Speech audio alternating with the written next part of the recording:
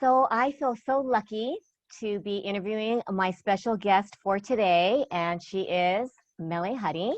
She's a cancer survivor. She's a mom of two beautiful children, plus she fostered two other children, right, that are her own now.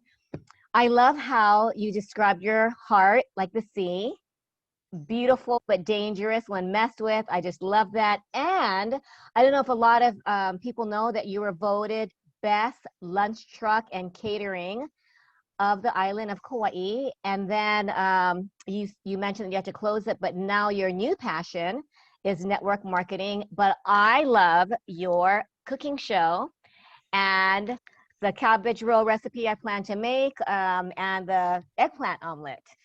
But without further ado, I would love to hear your take on what it takes to raise kids these days, because it's challenging enough. From your experience, what do you think works and doesn't work?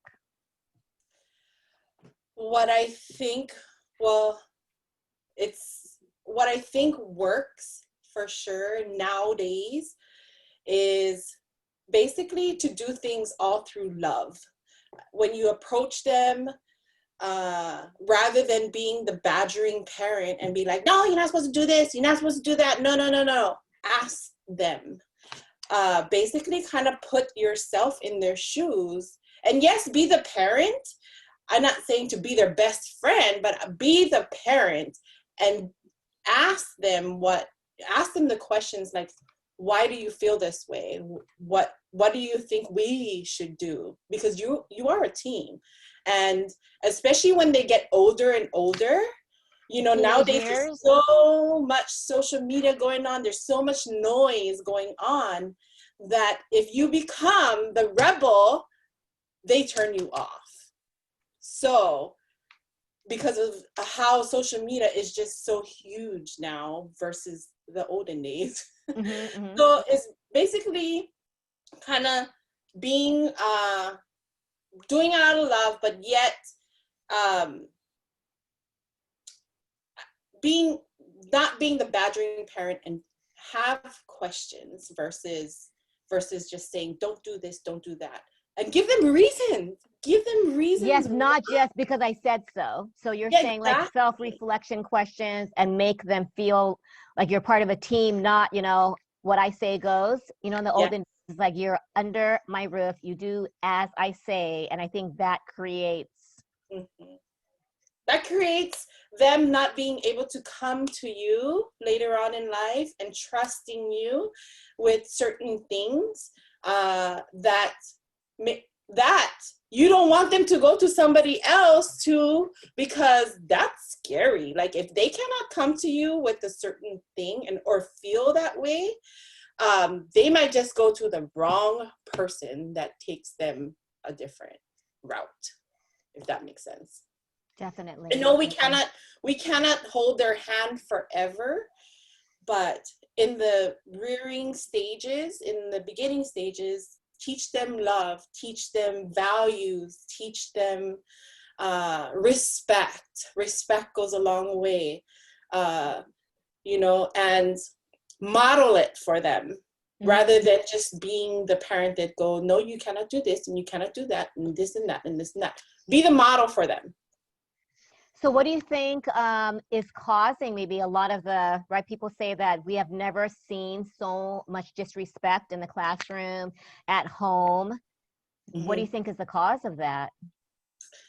That's a tough one, because everybody comes from different backgrounds and different upbringings. Do you think it's how they're treated or how they feel? Like you said, if they don't feel safe, sometimes that rebellious, right, that trait comes in. So that's why I like to tell, like even with my daughter, who is now, she's a mom herself and has little ones. And so I always tell her to speak good things over Kalavaya. Don't say, oh, you're clown, or don't say those kind of things because they don't know it. Their little brain don't know that yet, how to process that yet.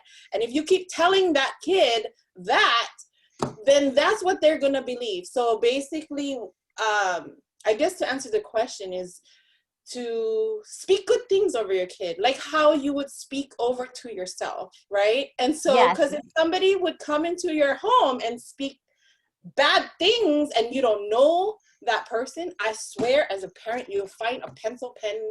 I Yes, don't know. exactly. You could go straight up homicidal. So ask yourself, would I say that to my kids, or would I talk like that to myself? Because that is where it begins, with yourself as But a I think parent. that's why if they don't hear praise, or they don't even know what praise is, because they hear so much self-criticism or judgment, Hmm. you think that just Yeah. influences them, and then they start believing, right? Like you said, role model. If all you know is criticism and judgment, Hmm. then you're not going to know, are there some things that you think will help nurture that love? I mean, things that you find yourself saying. I don't know, how old are the little ones? Are your grandma? Halavaya is 3 years old now. Oh my And gosh. yeah.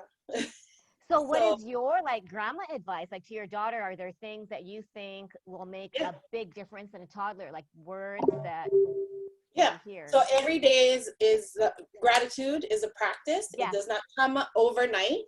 So practicing that before you go to bed and when you wake up, asking them, what are 3 things that well, that you're grateful for. I still do it with my son. He's I love 18. that.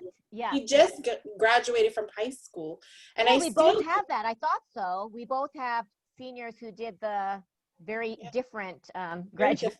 different. Yeah. Yes, but don't you think it really puts you in a better state when you end your day that way?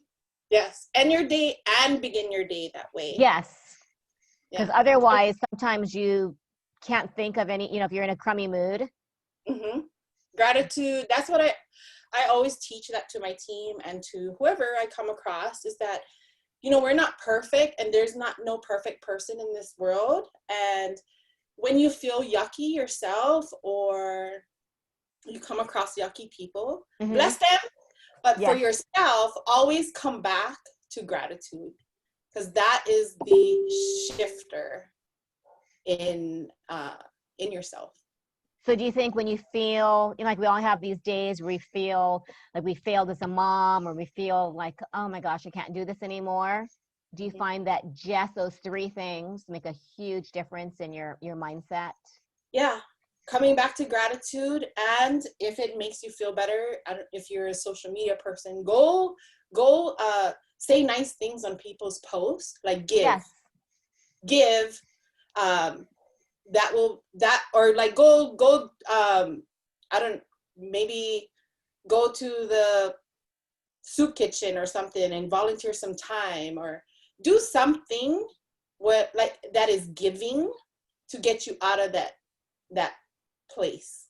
Well, I think, and if you teach your young, right, if we teach the young people today, then they'll be raised with that thinking instead of, right? Because that's a thought that you have to be introduced to. Otherwise, how will they, how will Hmm. they learn? Do you, yeah, you mentioned your team. So is this, can you share a little bit about that and how they can find your cooking shows and, Well, I have a cooking show on Facebook, and I do it every Monday, Wednesday, Friday. And I also am now starting it up on TikTok, and I do sometimes on Instagram too. Instagram?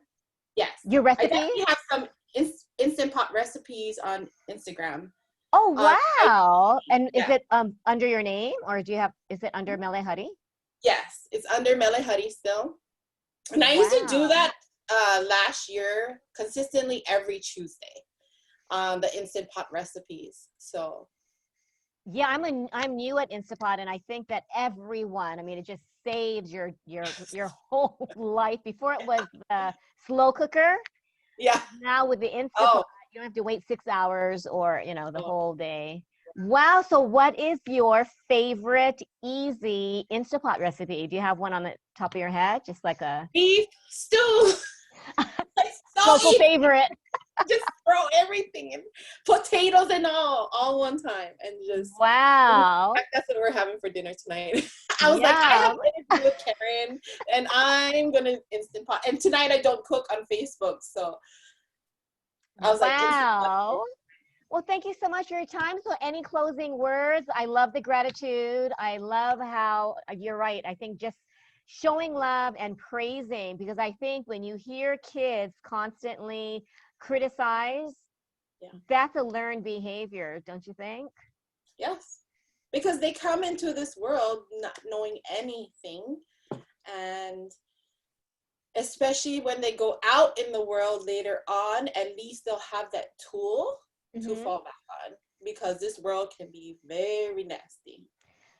And now very unpredictable, right? We have like Oahu's currently on lockdown. So I have my students who feel so kind of like imprisoned, but I think the world part of us feels imprisoned. But I just love how you're offering love through cooking.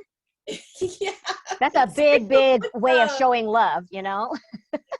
because we gather on food, but yeah, always come back to gratitude and do everything in love. I love it.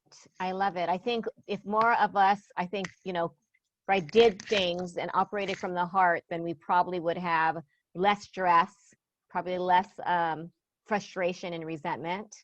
Yes. Can you tell us what your one thing that you're grateful for today? I am grateful to be alive, and for just to be living in Hawaii is a blessing. I've traveled a lot, and Hawaii is just amazing, from the culture to what we have, the different melting pots, the places we get to see, but most of all, I am so grateful for family. Definitely, definitely. And Hawaii's family is just so, the extended, like blended family, I think a lot of times is just, it's really different from, right, the mainland. It is. It is.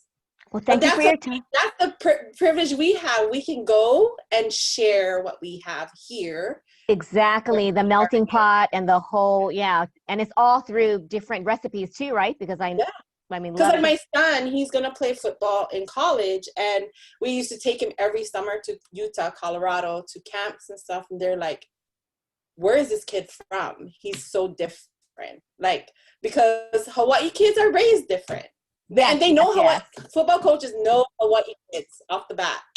So that is probably the ones that bring things too, right? I hear that a lot of times when we go on trips, right? It's like, wait a minute, macadamia nut candies. Oh, you guys are from Hawaii, and the tour groups just love people from Hawaii, since we bring Hawaiian group stuff that gives gifts. Yeah, right. Yeah, we farm. We have bids, and so they're like, "What?" We go through TSA, and they're like, "Oh my gosh." But yeah. Are you gonna bring an Instapot with him? Is he gonna? Oh, we'll see. We'll see, because it's his room, I guess apartment or so is already furnished. So let's see what's in there. He'll probably and tell you, Mom. Yeah, he can watch. He can watch Mom shows. Yeah, that's right. He can just like watch, and he'll have his own, right? You just have to like send him maybe the local ingredients if they don't have them. Yeah. Well, thanks, Mele. I really appreciate it. Enjoy your stew, and I will see you on your cooking show. I'll be taking some notes, but I really appreciate your time and just sharing your love with us. Thank you for having me. Okay, thanks. Bye.